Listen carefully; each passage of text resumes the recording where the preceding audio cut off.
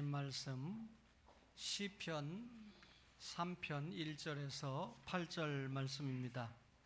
우리 함께 7절과 8절을 합독해서 읽겠습니다. 시편 3편 7절 8절 합독합니다. 시작. 여호와여 일어나소서, 나의 하나님이여 나를 구원하소서. 주께서 나의 모든 원수의 뺨을 치시며 악인의 일을 꺾으셨나이다. 구원은 여호와께 있사오니 주의 복을 주의 백성에게 내리소서. 아멘. 시편을 히브리어로는 테헬림이다 그렇게 이야기합니다. 테헬림이라고 하는 말은 찬양이다 그런 뜻입니다. 또 시편을 다른 말로 세페르 테헬림 이렇게 이야기하는데, 이 말은 찬양의 책이다 그런 뜻입니다. 여호와를 찬양하라, 할렐루야라고 하는 어근에서 이 말이 나왔는데, 시편 1편을 시작할 때 복 있는 사람은 이렇게 시작되죠. 마지막 150편 6절에 보면 호흡이 있는 자마다 여호와를 찬양할지어다 할렐루야 이렇게 맞춰집니다. 시편은 복 있는 사람이 여호와를 찬양하는 책이 시편이라고 하는 책인데, 그렇다면 시편에 있는 모든 시가 찬양이겠습니까? 여러분, 그렇지는 않습니다. 그렇지만 전반적으로 시편이 찬양과 감사를 주제로 하고 있는 것은 틀림이 없습니다. 그런데 시편을 읽다 보면 어떤 성경은 탄식과 고통에 대단히 차서 부르짖고 있는 장면을 우리가 만나게 됩니다. 그러면 이 고통과 슬픔 중에 부르짖고 있는 것도 찬양이라고 말할 수가 있겠는가? 우리가 조금 더 깊이 생각해 보면 금세 이해가 됩니다. 말하자면 우리가 기쁘고 즐겁고 행복할 때 얼마든지 하나님 앞에 찬양을 드릴 수 있습니다. 반면에 여러 가지 영적으로 육신적으로 고난에 쌓여 있을 때 성도들은 하나님 앞에 더 감격적인 찬양을 드릴 수 있는 것을 우리가 체험하게 됩니다. 여러분, 고난 자체가 즐겁거나 고난 자체가 행복하다고 말하면 목사가 위선적인 설교를 하고 있을지도 모릅니다. 그런데 분명한 것은 여러분과 저가 하나님의 구원을 받고 예수 믿는 신자로 살아가면서 맞이하는 이 고난 가운데 여러 가지 특별한 체험들을 하게 됩니다. 그리고 고난 가운데 깊은 감동을 받는 경우가 많습니다. 오히려 평상시에는 하나님께서 나와 함께 하시는가를 잘 깨닫지 못하다가 깊은 고난을 통과하면서 그 고난의 골짜기에서 하나님께서 나와 함께 하시는구나, 하나님께서 나와 동행하시는구나, 결정적일 때 하나님이 나를 붙드시고 인도하고 계시구나 하는 하나님의 손길을 느끼게 되지요. 따라서 고난 중에 우리는 성장을 하고 고난 중에 성숙해지는 것을 체험하게 되는데, 아마 이 설교 때문에 오늘 오후에 우리 박경옥 사모님이 오래전에 들려주셨던 고난은 유익이라고 하는 찬양도 들려주실지 모르겠습니다. 여러분, 다윗은 최대의 위기를 지금 맞이했습니다.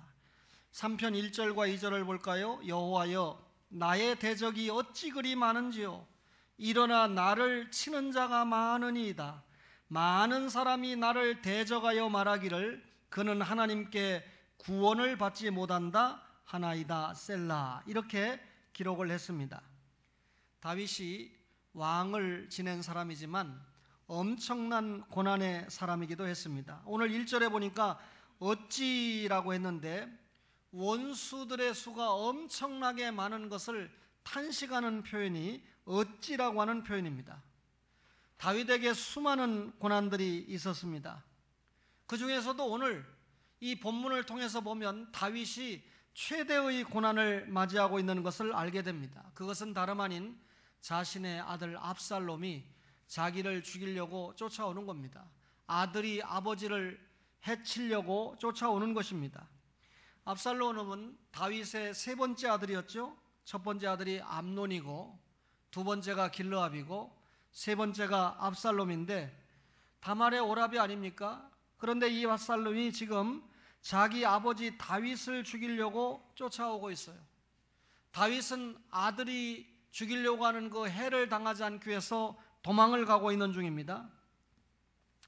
다윗이 압살롬을 불러들여서 화해를 했음에도 불구하고 다윗은 백성들을 동원하고 또 다윗 왕의 모사였던 아히도벨까지 가담을 시켜서 반란을 일으켰던 것입니다. 다윗이 크게 범죄한 후에 권위가 떨어진 건 사실이죠.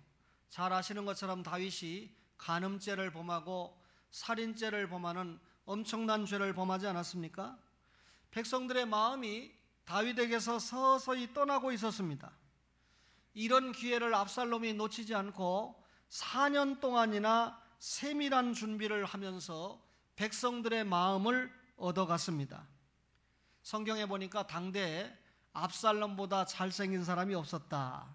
사무엘하 14장 26절에 보면 발바닥에서 정수리까지 흠이 없이 잘생긴 사람이 압살롬이었다라고 기록을 하고 있습니다.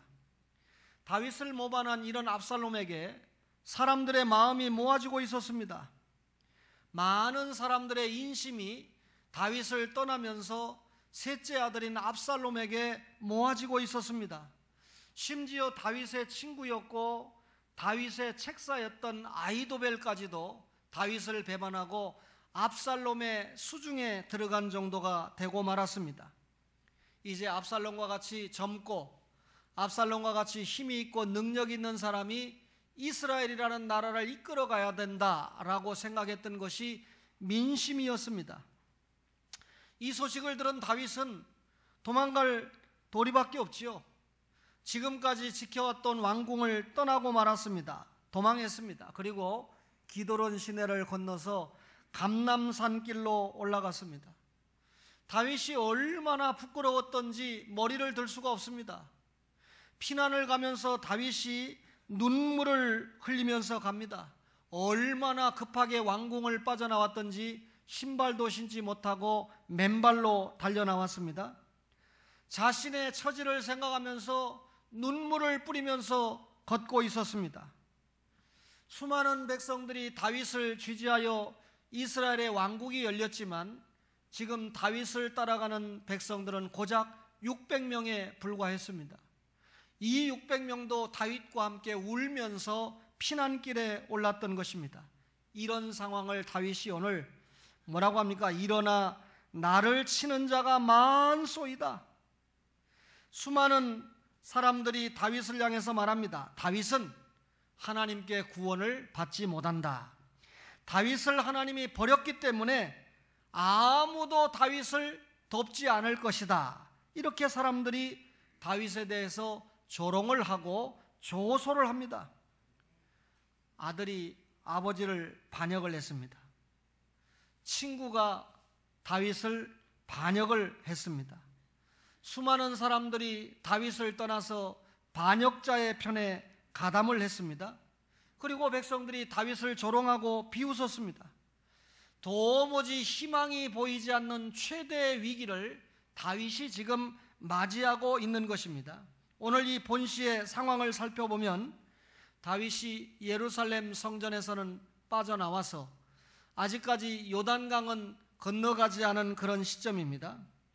압살롬의 이 반란의 기간 중에 다윗이 생명을 잃을 수밖에 없는 기가 막힌 최대의 위기를 맞이하고 있는 것을 우리가 본문을 통해서 확인하게 됩니다. 여러분, 지금 국가적으로 얼마나 어려운 위기를 맞이하고 있습니까? 정치가 어렵지요. 또 우리의 경제가 어떤 면에서 IMF보다 더 어렵다고 그러지요.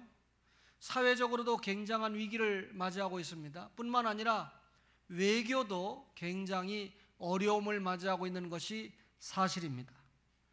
여러분, 개인적으로는 어렵지 않습니까? 제가 볼 때 우리 초원의 가족들이 건강 문제로 어려움을 당하고 물질 문제로도 어려움을 당하고 혹은 자녀 문제로, 가정 문제로, 영적인 문제로 어려움을 겪고 있는 것이 사실인 것 같습니다. 여러분, 다윗은 정말 자기 인생 일대의 최대의 위기를 만났습니다. 그런데 다윗이 탈출구를 어떻게 찾았습니까? 3절과 4절에 보면 다윗은 이런 어려운 시기에 하나님께 기도했다는 것입니다. 3절에 보니까 여호와여, 주는 나의 방패시요 나의 영광이시요 나의 머리를 드시는 자이시니이다. 내가 나의 목소리로 여호와께 부르짖으니 그의 성산에서 응답하시는도다. 셀라라고 이야기했습니다. 여러분, 다윗이 생명을 빼앗길 만한 그런 어려운 상황에서 신발도 신지 못하고 울면서 피난하는 그 시간에 하나님께 도움을 요청했다는 겁니다. 과거에 내가 왕이었을 때 도움을 주었던 사람, 나에게 혜택을 받은 사람, 지금 나를 도와줄 수 있는 사람이 누구인가를 생각하지 않고 하나님 앞에 납작 엎드렸다는 것입니다. 뭐라고 그랬습니까? 하나님께서 나의 방패가 되신다. 오늘 우리 개역 성경에는 그러나라고 하는 말이 없지만 히브리 원 성경에는 그러나라고 하는 말이 있습니다. 직역하면 하나님, 제가 엄청난 위기 가운데 있습니다. 그러나 저는 여호와를 의지합니다. 이런 뜻입니다. 내가 엄청난 어려움, 고난을 당하고 있다 할지라도, 그렇지만 내가 세상을 의지하지 않고 나 자신을 의지하지 않고 하나님을 의지합니다. 그 하나님을 의지하는 방법이 뭘로 표현됩니까? 기도라는 것입니다. 하나님이 나의 방패가 되신다라고 기도를 하고 있습니다. 무슨 말입니까? 하나님이 지금 이 어려운 상황에 있는 다윗에게 임재하셔서 공격하는 창이 아니고 방패가 되주신다.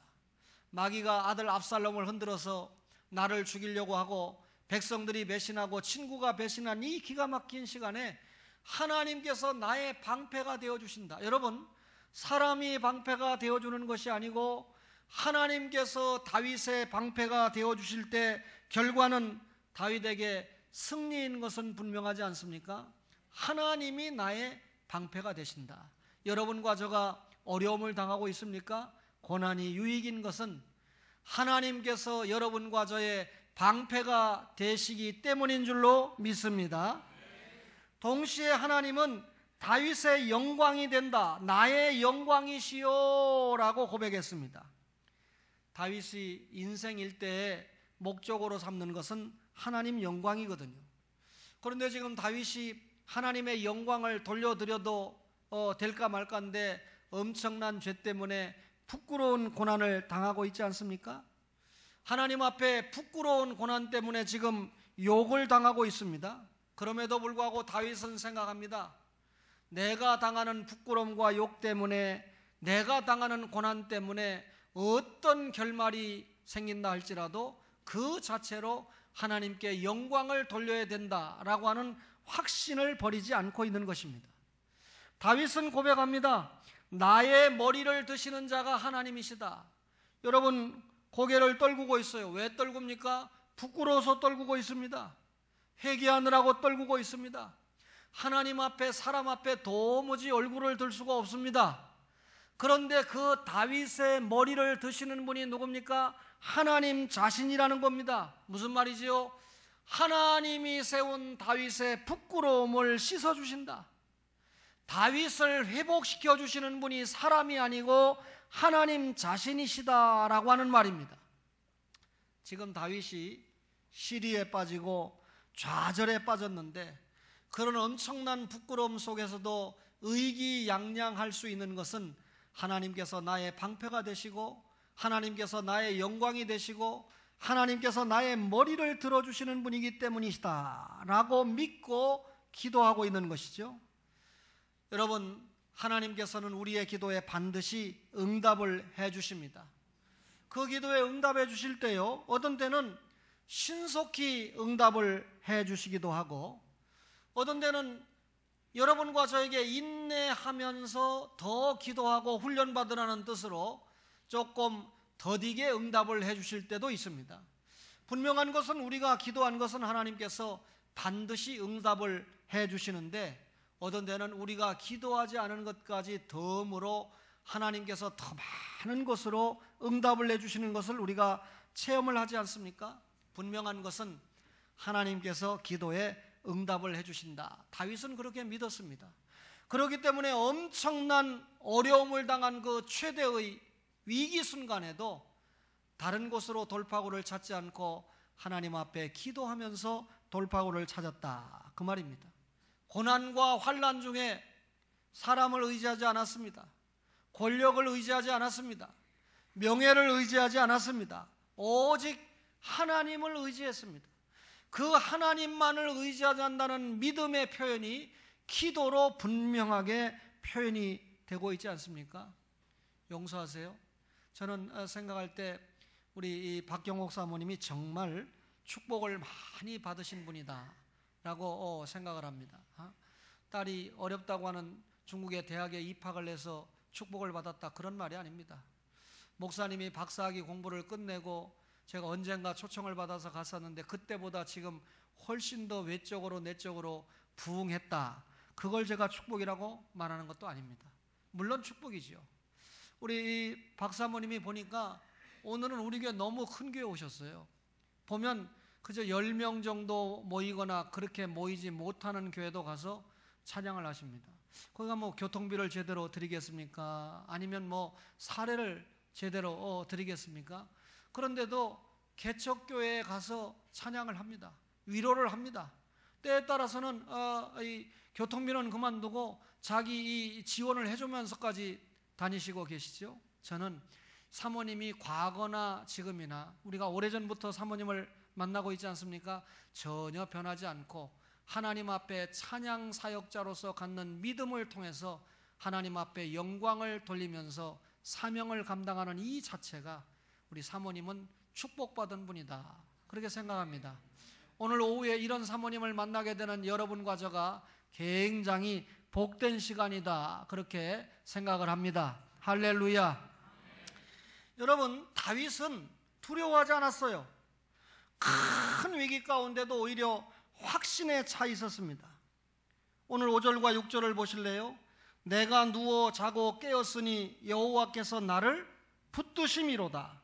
천만인이 나를 애워싸 진친다 하여도 나는 두려워하지 아니하리이다, 그랬습니다. 여러분, 반역한 압살롬은 자기 아버지 다윗을 붙잡아 죽이려고 합니다. 백성들의 결의도 지금 대단합니다. 그리고 한때 친구요 모사였던 아히도벨도 다윗을 붙잡으면 지가 살기 위해서 반드시 다윗을 죽일 수밖에 없는 그런 입장입니다. 수많은 백성들이 압살롬의 마음이 가 있는데 겨우 다윗에게 마음을 모고 있는 사람은 600명에 불과한 상황입니다. 언제 무너질지 모르죠. 언제 죽을지 모르죠. 그런데 이런 최대의 위기를 만난 순간에도 다윗이 한 일이라고는 하나님 앞에 기도하고 소위 평안히 잠을 자는 겁니다. 여러분, 어떻게 이런 위기의 순간에 잠을 잘 수 있을까요? 그 마음에 하나님께서 붙들어 주신다는 확신이 있기 때문이 아닙니까? 오늘 사무엘하 15장 12절에 보니까 천만인이 그를 향하여 둘러치고 있다 그랬습니다. 그런데도 다윗의 마음에는 아무런 두려움이 없습니다. 자기 자신이 위기의 순간에도 하나님의 품 안에 있다고 확신했기 때문이죠. 그런 확신의 믿음이 표현할 수 없는 거룩한 능력을 자기 속에 덧입게 됨을 깨닫게 됩니다. 그리고 위기의 순간에 오히려 다윗은 믿음의 모습을 보이게 되죠. 그래서 기도해놓고 깊은 잠에 빠져들게 됩니다. 그 마음에 전혀 두려움이 없는 하나님에 대한 확실한 신뢰로 확신에 찬 모습을 보이게 됩니다. 예수 믿는 여러분과 저가 험한 세상 나그네 길을 살아갈 때 여러분 동서남북에서 축복은 그만두고 여러 가지 고난과 어려움이 찾아올 때 우리가 여러분 다윗과 같이 두려워하지 않는다. 대단한 믿음과 대단한 경건의 훈련이 있을 때 가능한 모습이겠죠. 이렇게 최대의 위기에 두려움이 없는 다윗의 모습, 최대의 위기 시간에 오히려 무릎 꿇고 기도하는 그 모습, 다윗의 이런 두려워하지 않는 모습은 결국 용기를 갖게 하고 그 마음 깊은 곳 가운데 하나님께서 승리를 주신다는 확신을 가지게 하는 것입니다. 마침내 다윗은 궁극적인 승리를 확신합니다. 읽었던 7절과 8절에 보니까 여호와여 일어나소서 나의 하나님이여 나를 구원하소서. 주께서 나의 모든 원수의 뺨을 치시며 악인의 일을 꺾으셨나이다. 구원은 여호와께 있사오니 주의 복을 주의 백성에게 내리소서. 그랬습니다. 여러분, 하나님이 다윗을 위해서 일어나실 것이다 라고 하는 확신을 가지고 있죠. 여호와여 일어나소서.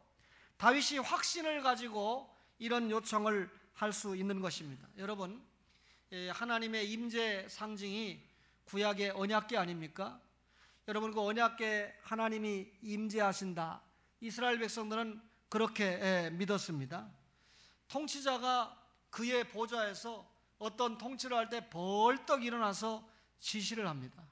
마찬가지로 지금 여호와의 언약궤에 강림하신 하나님께 다윗은 여호와께서 일어나셔서 자기를 도와달라고 간청을 하고 있는 것입니다. 민수기 10장 35절에 보면 이렇게 기록을 하고 있습니다. 민수기 10장 35절에 궤가 떠날 때에는 모세가 말하되 여호와여 일어나사 주의 대적들을 흩으시고 주를 미워하는 자가 주 앞에서 도망하게 하소서. 궤가 떠날 때 여호와께서 일어나사 대적을 물리쳐 달라고 기도를 하고 있는 것을 보게 되지 않습니까? 따라서 다윗은 지금 하나님의 궤에 임재하신 하나님께서 일어나셔서 최대의 위기를 맞이하고 있는 자신을 구해달라고 구하고 있는 것입니다.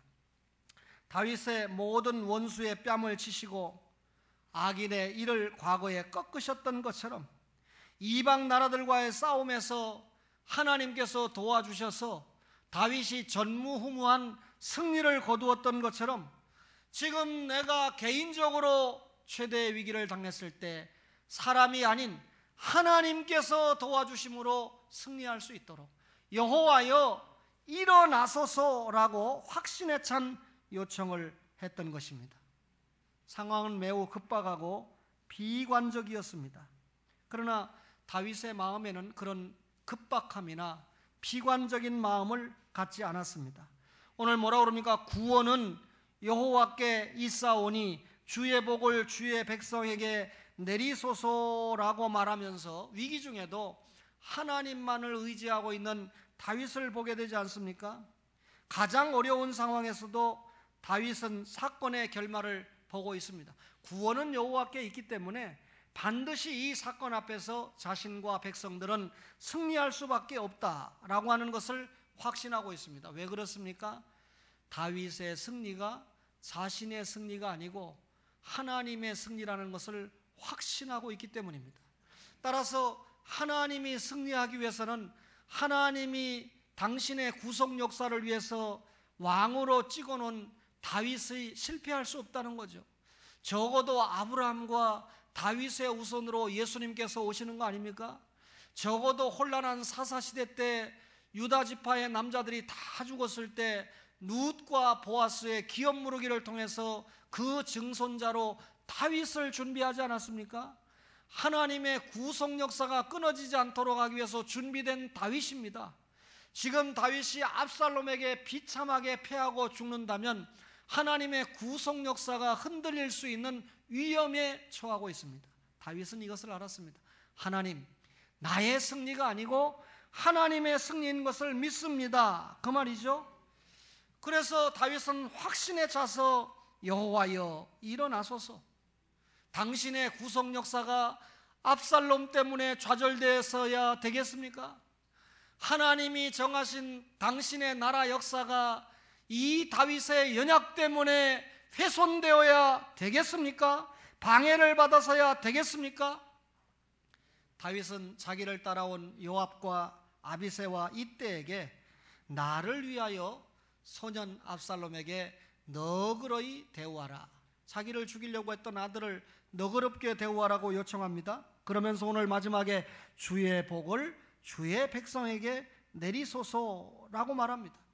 대부분의 백성들이 지금 자신을 배반하고 압살롬을 따라갔지 않습니까? 그런데 그 압살롬을 따라간 백성들을 원망하지 아니하고 나의 죄입니다. 저들을 용서하시고 저들에게 복을 내려주심으로 말미암아 하나님이 선민 이스라엘을 통하여 이루고자 했던 하나님의 뜻을 이루어 나가시기를 원합니다. 하나님이 영광을 거두어 주시기를 원합니다 라고 하는 개인 감정에 치우치지 않고 하나님 나라 역사를 보는 믿음의 눈, 영안을 가지고 대처하는 다윗의 모습을 우리가 보고 있는 것입니다. 세상에 많은 종교가 있습니다. 얼마나 많은 사람들이 이 세상을 살아가면서 많은 고난을 당하고 있습니까? 그런데 이런 고난의 시기를 대처하기 위해서 많은 종교가 기본적인 교리를 만들고 있는데, 어떤 종교든지 예외 없이 이런 어려움을 통과할 때 인간의 수양, 인간의 노력을 강조합니다. 그런데 기독교는 인간의 노력이나 인간의 수양을 강조하기 이전에 하나님의 절대 주권을 강조하지요. 여러분, 하나님의 절대 주권이 무시된 인간의 노력은 헛것입니다. 하나님의 절대 주권을 신봉하는 인간의 책임이 하나님 앞에 많은 열매를 맺을 수 있다는 것이죠. 오늘 다윗은 엄청난 고난 앞에서 먼저 자신의 노력이나 자신의 어떤 수고를 앞세운 것이 아니라 하나님 앞에 털퍼덕 무릎을 꿇었습니다. 이 난제를 해결해 주실 분이 하나님입니다. 이 어려움을 풀어주실 분이 하나님입니다. 당신은 나의 방패입니다. 당신은 나를 통하여 영광을 거두실 분입니다. 당신이 나의 부끄러움을 해결해 주실 분입니다. 이 구속 역사가 흔들리지 않도록 용기를 주실 분이 하나님이라는 사실을 믿고 의지하고 기도했던 것입니다. 도우시는 하나님의 손길을 발견한 다윗의 믿음이 감사하게 했던 것이죠. 여러분, 다윗의 그 믿음이 감사로, 그 감사가 찬양으로 터졌다라고 하는 것 아닙니까? 구원은 여호와께 있사오니 주의 복을 주의 백성에게 내리소서.